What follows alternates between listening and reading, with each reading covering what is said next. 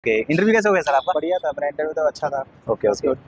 And sir आपका क्या नाम है, आप कहाँ से बिलोंग करते हैं और आपका एजुकेशनल बैकग्राउंड क्या है वो जरा बताइए। मेरा नाम ज्ञानेश पल्लव है, मैं पटना बिहार से हूँ। मैंने बीटेक करा है मैकेनिकल इंजीनियरिंग में। ओके। एंड आपका ये कौन सा अटेम्प्ट था और कौन सा आपका जो इंटरव्यू कौन सा था? ये मेरा थर्ड अटेम्प्ट है और सेकंड इंटरव्यू है। And sir medium? Medium English. English medium है। तो सर जैसे आप इंटरव्यू पैनल के सामने पहुंचे तो उन्होंने सबसे पहले सवाल आपको कौन सा सवाल किया सबसे पहले? उन्होंने मुझे मेरे ऑप्शनल से सवाल करा, ज्योग्राफी से। उन्होंने मुझसे पूछा सेंट्रल एशियन कंट्रीज के बारे में। बस एक ही सवाल था और उसके बाद तो रैप रिलेटेड ज़्यादा सवाल उन्होंने नहीं पूछा, करंट अफेयर से ज़्यादा सवाल उन्होंने मुझसे पूछा। ओके, किस तरह के सवाल थे थोड़ा मेंशन करना चाहोगे? लाइक अभी जो फ्री ट्रेड एग्रीमेंट साइन हुआ है उस पे बेस्ड क्वेश्चंस थे, बुद्धिज्म पे रिलेटेड क्वेश्चंस थे। ओके और थोड़ा SC STs पे रिलेटेड क्वेश्चंस थे, उसके सब कैटेगराइजेशन थे। ओके और सोशल मीडिया से रिलेटेड कुछ क्वेश्चंस थे। Okay okay. एंड सर अगर हम बात करें आपकी जो ये अटेम्प्ट सर आपने कौन सा बताया था? ये थर्ड अटेम्प्ट है। हाँ, थर्ड अटेम्प्ट आपने बताया सर। तो आपको क्या लगता है कि आपके जो प्रीवियस अटेम्प्ट थे उनमें आपकी क्या क्या कुछ गलतियां रही थी जिसकी वजह से आप UPSC अपने फाइनल लिस्ट में नाम नहीं बना पाए? हाँ। एंड क्या क्या आपने इस बार मेजर चेंजेस किए थे?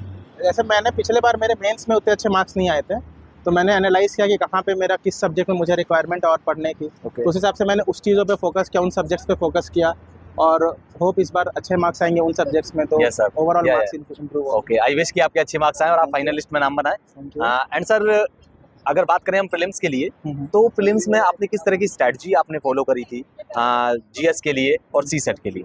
प्रीलिम्स में जैसे GS के लिए आपको क्या करना है, आपको मल्टीपल सोर्सेज को पहले तो रेफर नहीं करना है, सिंगल सोर्स पे स्टिक करना है और उसको कम से कम प्रीलिम से पहले 5 से 6 बार रिवाइज करना उस चीज़ को। Okay. चाहे आपके पास अपने नोट्स होने चाहिए या फिर आप जिस भी चीज़ को फॉलो कर रहे हो, चाहे कोचिंग के मटेरियल हो, चाहे आपका खुद का नोट्स हो, चाहे कोई स्टैंडर्ड बुक हो, आपको उसको मल्टीपल टाइम्स रिवाइज करना है, मॉक्स प्रैक्टिस करना है। जैसे पैटर्न UPSC के प्रीलिम्स का चेंज हो गया लास्ट ईयर से अगर देखा जाए तो उस हिसाब से आपको उस लेवल का प्रैक्टिस करना है, उस टाइप के क्वेश्चंस का मॉक्स देके प्रैक्टिस करना और एनालाइज करना। सबसे ज़्यादा इंपॉर्टेंट क्या हो जाता है ना कि मॉक्स आप बहुत सारा दे देते हो लेकिन आप उसका एनालिसिस नहीं करते हो। आपको मॉक्स देके उसका एनालिसिस भी करना, वो भी इक्वली इंपॉर्टेंट है ताकि आपको पता चले आपका मिस्टेक्स का है, फिर आप उस पर वर्क करके और इम्प्रूव कर सको, तभी आपका क्लियर होगा प्रीलिम्स से।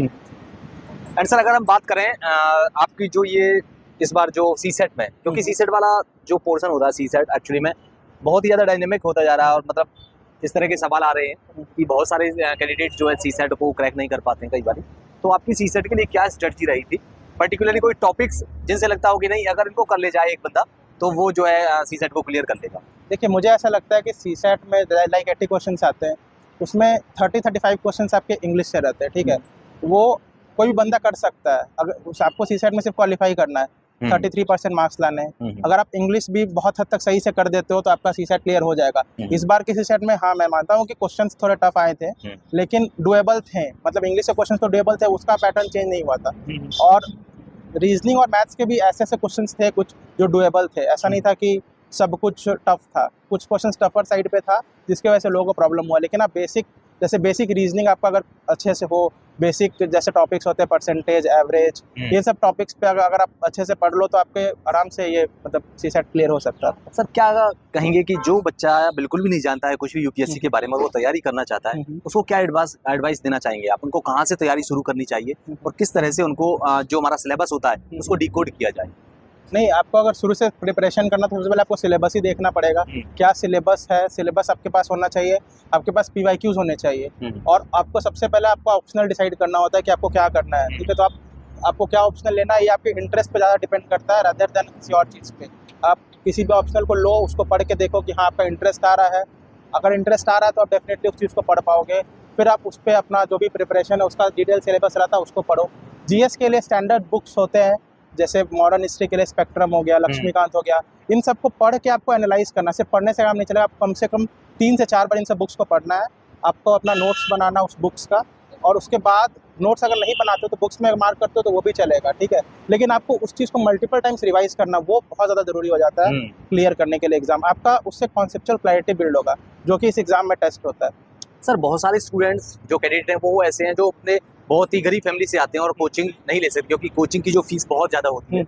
तो आप उनको क्या एडवाइस करना चाहेंगे, उनको क्या सजेस्ट करना चाहेंगे कि कोचिंग ना लेकर के अगर वो सेल्फ स्टडी पर करना चाहे तो किस तरह से करें? सेल्फ स्टडी आप यही कर सकते हो कि आप जो भी मैंने बताया कि जो भी स्टैंडर्ड बुक्स है आप वो खरीदो, आप उसको पढ़ सकते हो आराम से उन बुक्स को, और उस बुक से जो भी टॉपिक्स आप पढ़ते हो ना आप प्रीवियस ईयर क्वेश्चंस के थ्रू उसको एनालाइज करो, फिर आप खुद उस चीज़ का खुद से टेस्ट दो, ठीक है। आप कितना दे पा रहे हो, आप कितना नंबर ला पा रहे हो, उस हिसाब से आप कर सकते हो।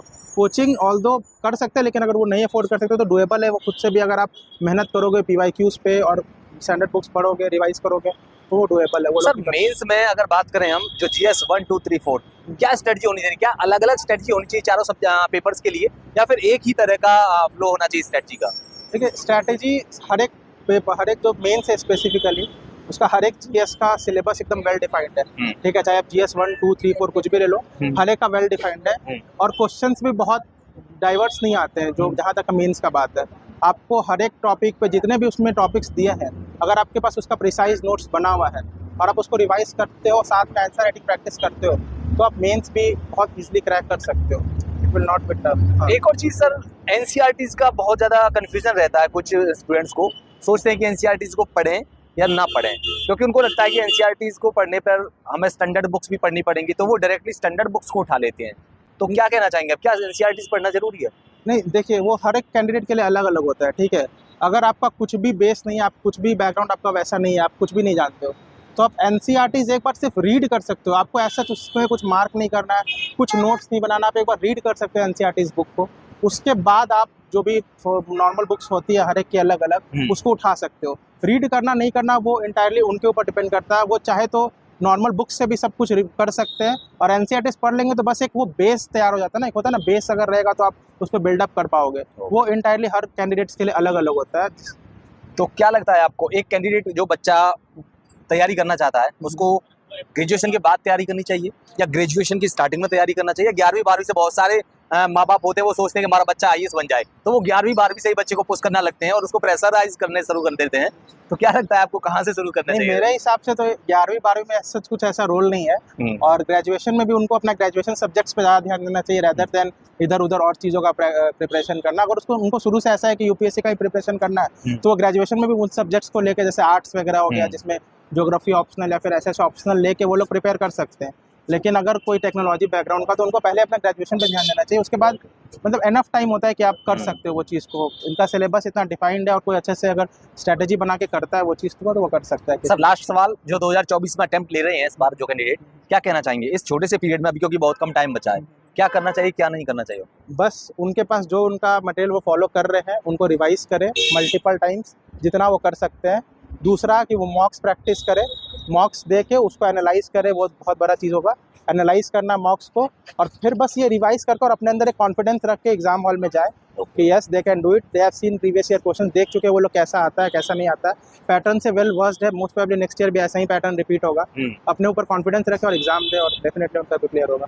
Okay, thank you sir, thank you, and I wish आपका भी बार फाइनलिस्ट में नाम आए। Thank you sir, all the best. Thank you.